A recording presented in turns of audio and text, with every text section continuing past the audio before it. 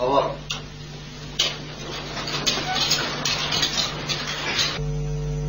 لأن العراق لقمة مسننة تدمي حلق كل من يحاول عليها ويصعب ازدرادها.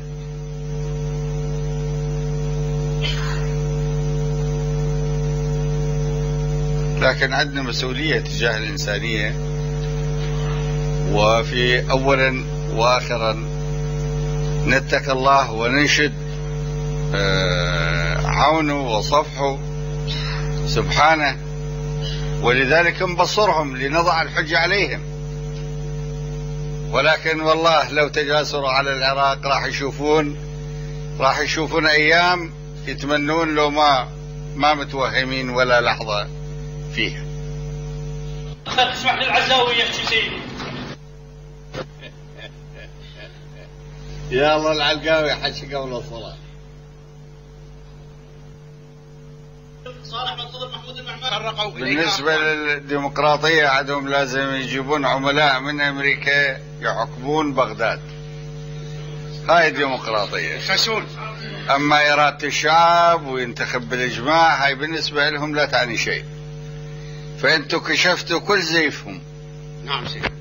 كل زيفهم وكل شعاراتهم المزيفة في اللي كانوا يغلفون بها نواياهم العدوانية ونواياهم وأطماعهم ضد الشعوب.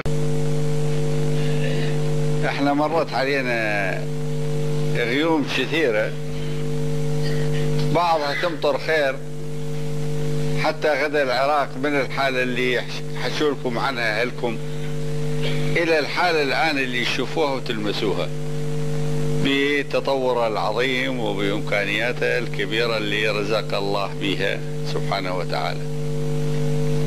ومرت علينا غيوم تمطر حالوب مثل ما يقول المثل الريفي، فشفناهن ذني كلهن القرقعات من حولنا، شفناهن بالتطبيق سواء من الأمريكان أو من غير الأمريكان. وهذا هو سجل العراق بالعهد الجديد. هذا هو سجل العراق من ثورة 20، وسجل العراق الواضح إذا أرادوا آخر تجربة. هذا هو سجل العراق في 13 سنة الماضية أو 12 سنة الماضية، حصار وقتال مستمر. اللي ما تلتوي إرادته ب 12 سنة قتال وحصار مع كل الخبث المستخدم، مع الرمي بكل الاحتياط الذي لديهم المكشوف وغير المكشوف. اللي ما تلتوي إرادته بكل هاي الفترة ما راح تلتوي إرادته لو أضيف لها فترة أخرى. واللي الزوابع السابقة ما خوفته ما راح يخاف من زوابع أخرى.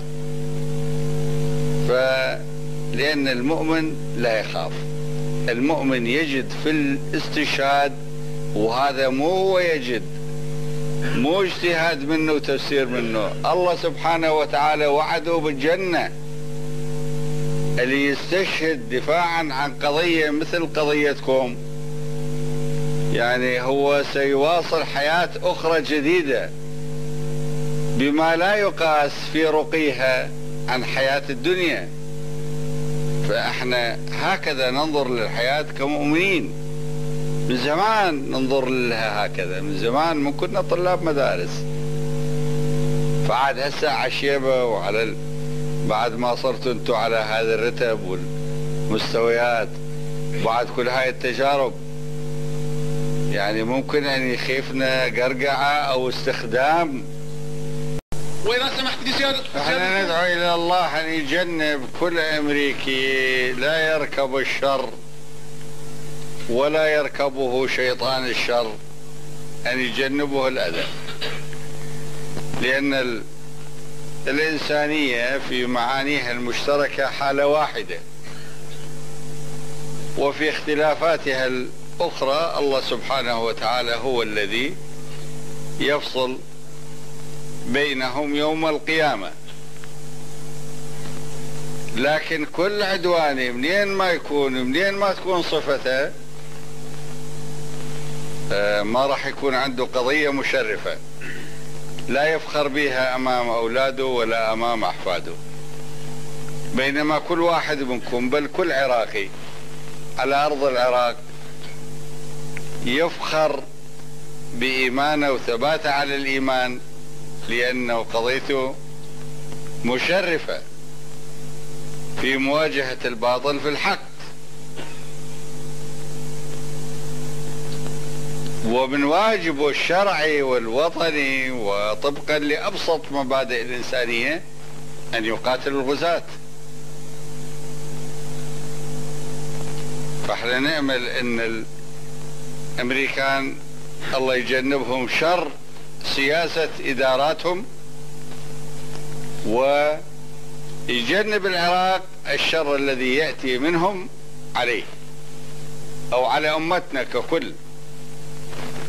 لأنه شر السياسة الأمريكية الآن يصيب إخواننا في فلسطين ويسفك دمهم ويدمر ممتلكاتهم. وواحدة من أهداف